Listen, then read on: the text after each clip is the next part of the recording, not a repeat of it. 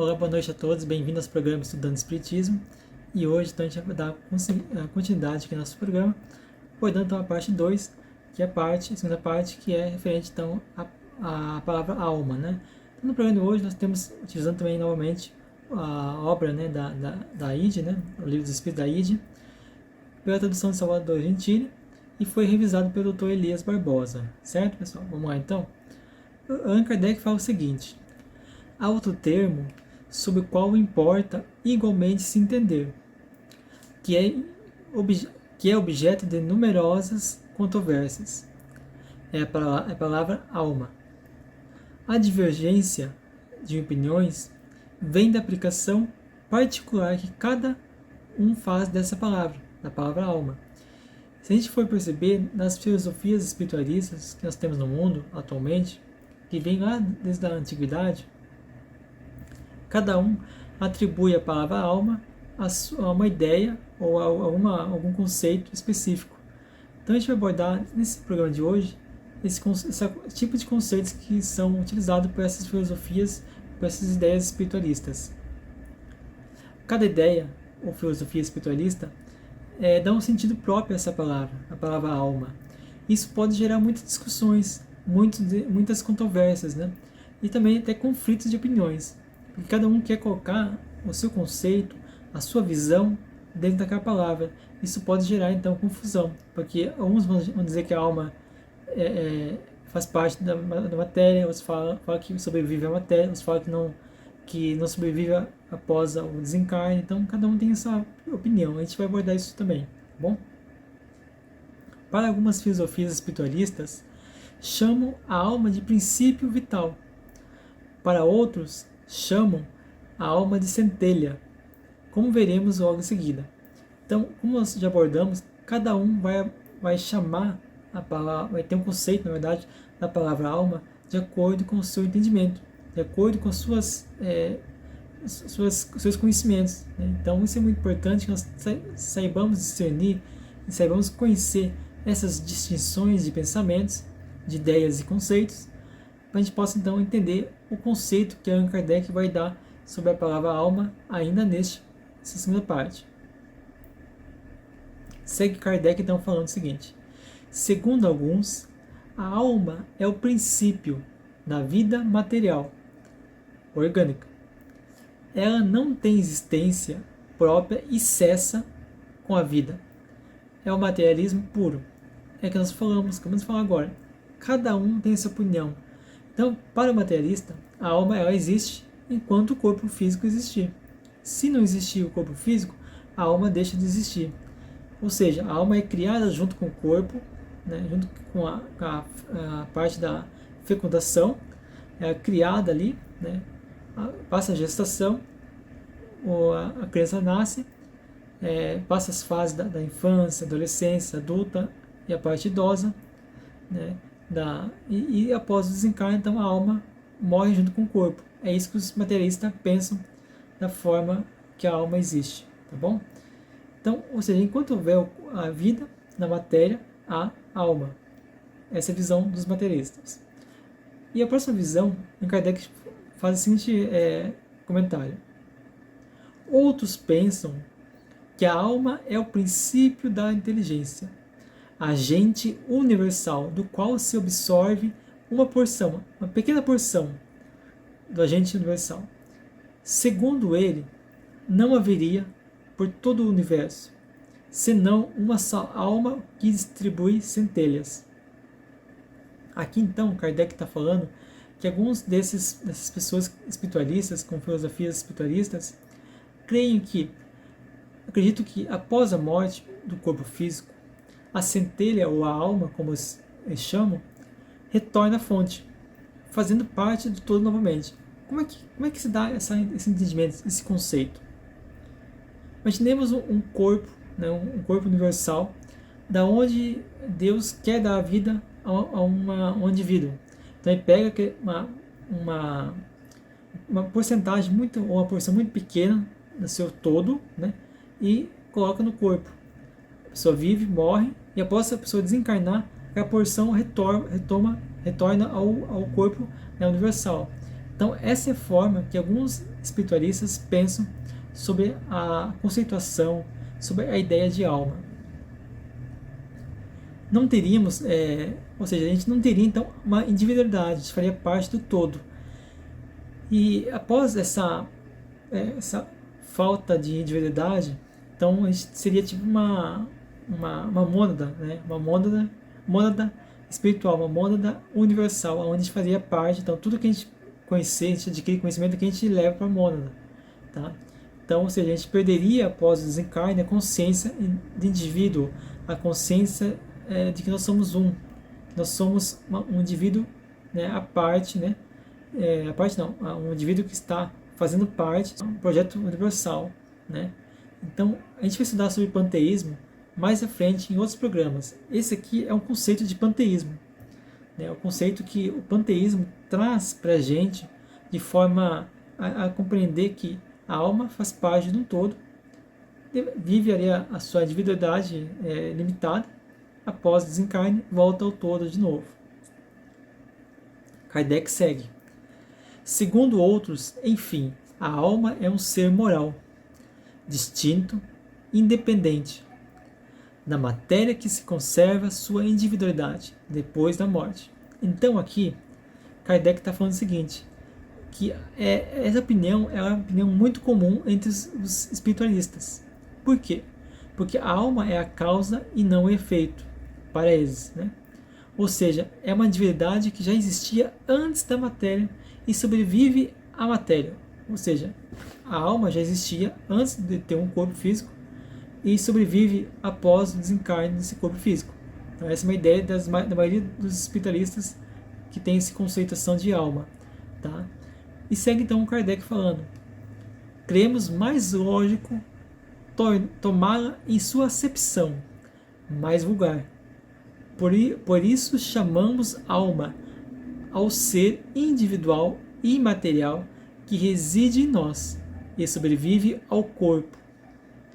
Então, para o Kardec, né, a acepção mais lógica, mais aceitável para ele e para o Espiritismo é que a palavra alma seria um ser imaterial, ou seja, que não tem corpo físico. Ele sobrevive ao corpo físico, não precisa do corpo físico para poder existir. Ele está no corpo físico por uma condição de evolução, uma condição de aprendizado, né? Uma condição de compartilhar o seu conhecimento com aqueles que estão ao seu redor. Então a alma, ela existe independe do corpo físico, da matéria.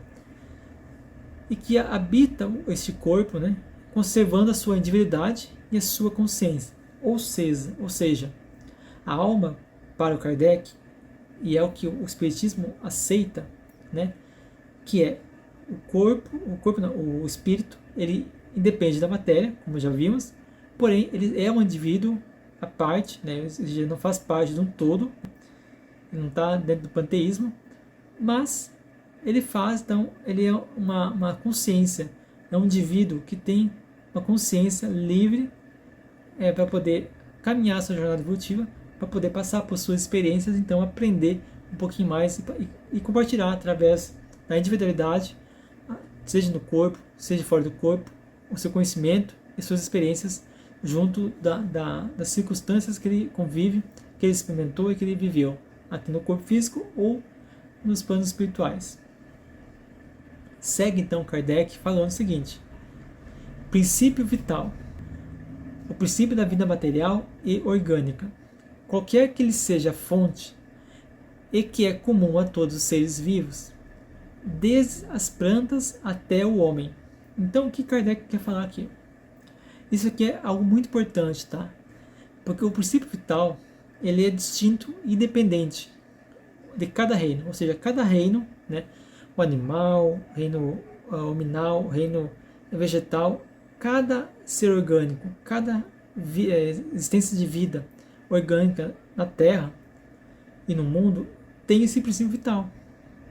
Esse princípio vital ele é diferente de cada reino, assim como em cada ser. Um exemplo: o princípio vital que é utilizado, por exemplo, numa formiga é diferente do princípio vital usado no cachorro, porque são condições evolutivas, não só corpórica, só do corpo, de tamanho do corpo, de volume do corpo, não é só isso, mas condições de elevação, condições de evolução que cada um desses seres tem. Ou seja, então, o que isso quer dizer o quê? Que cada espécie tem suas características. E dentro dessas características, há necessidades de obter aquele princípio vital. Então, as leis do universo e as leis do planeta, ela prima, então, por essa condição de dar a cada um aquilo que é necessário. E isso não é também diferente com o princípio vital. Então, para algumas pessoas, né, o princípio vital ele é chamado também de fluido especial, que está espalhado no universo. Então, ou seja, o fluido universal ele está no universo, o universo nos doa, nos concede essa parcela, né, do fluido vital universal, onde a gente assimila essa porção, processa e utiliza. Então, ao absorver e assimilar esse fluido, faz com que nós tenhamos então, uma vitalidade, tenhamos vida orgânica, porque a matéria, para ser viva, para ter vida, poder sustentar um espírito, né, uma alma dentro do seu corpo, ela requer então esse fluido vital. Sem esse fluido vital, a alma não consegue então acoplar, ter existência física na matéria, tá bom? Então, o princípio vital, para poder existir então vida material, é necessário que tenha princípio vital. Se não tiver princípio vital, a pessoa desencarna, tá?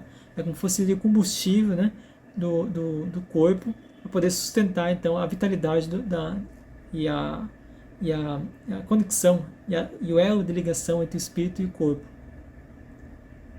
E para alguns, né, chamam então esse fluido especial, esse princípio vital de fluido vital, chamam de fluido elétrico animalizado, ou também alguns chamam de fluido magnético, outros de fluido nervoso. Então cada um tem sua acepção aí de entendimento, né? Kardec segue então falando o seguinte: pode-se então dizer a alma vital para o princípio da vida material, como foi nós já falamos agora, a alma intelectual para o princípio inteligente e a alma espírita para a individualidade depois da morte. Então Kardec pode dar essas três distinções. Quando o corpo, na vida material, a gente pode chamar então de alma vital, né?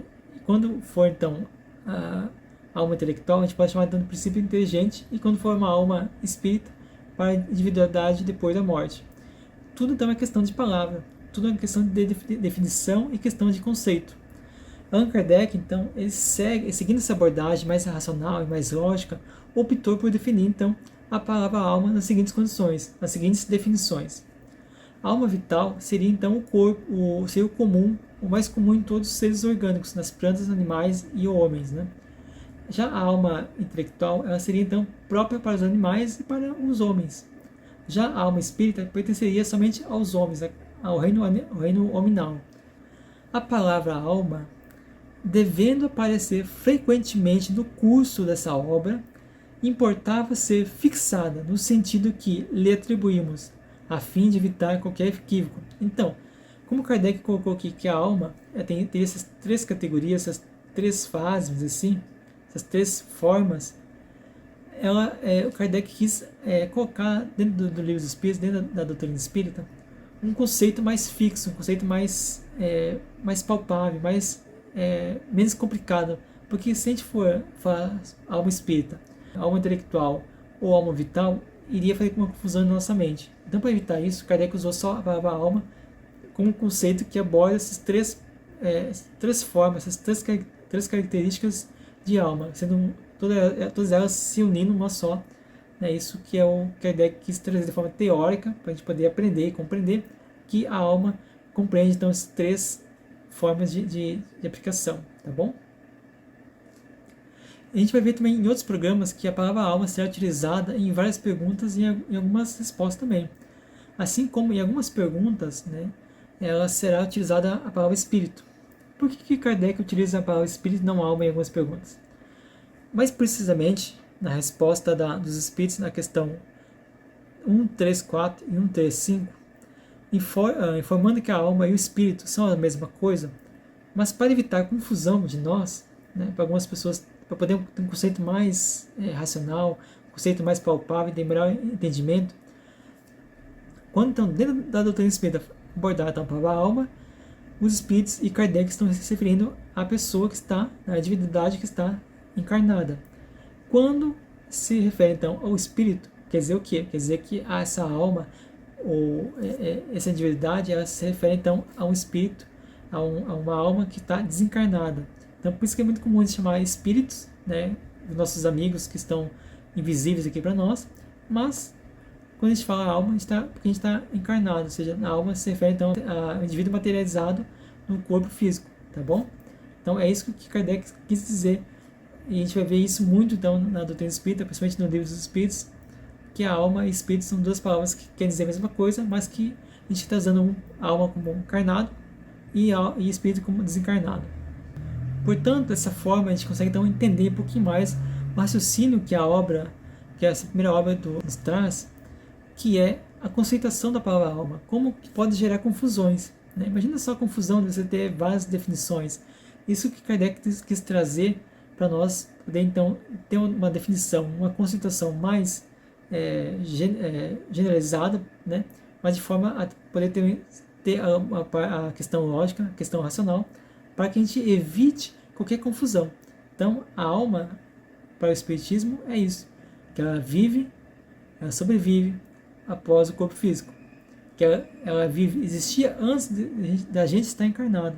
Então, ou seja, minha alma estava viva antes de estar encarnado nesse corpo, porque nós temos a sucessão de vidas, né? Então nós temos a reencarnação. E nisso também é importante que a gente saiba e compreenda o seguinte, que a palavra alma, ela pode ser empregada também na questão de individualidade e de consciência, tá? Então muitas filosofias espíritas chamam a alma de consciência, outros chamam a alma de indivíduo ou de individualidade. Então cada expressão religiosa, cada expressão filosófica, existe então essa conceituação. Isso é importante a gente saber, tá bom, pessoal? Então é importante que a gente busque estudar, a gente busque continuar estudando conosco aqui, estude o seu livro dos Espíritos aí também. É muito importante que nós todos saibamos entender algumas definições, porque essas definições que nós estamos colocando aqui nos primeiros programas são conceitos mais básicos, conceitos fundamentais que vão ajudar você então a ter melhor entendimento e tirar melhor proveito da obra do Livro dos Espíritos. Certo, pessoal? Espero que tenham gostado. Deixe seu like, comenta, compartilha, curta, se inscreva no canal e eu vejo você então no próximo programa. Até mais!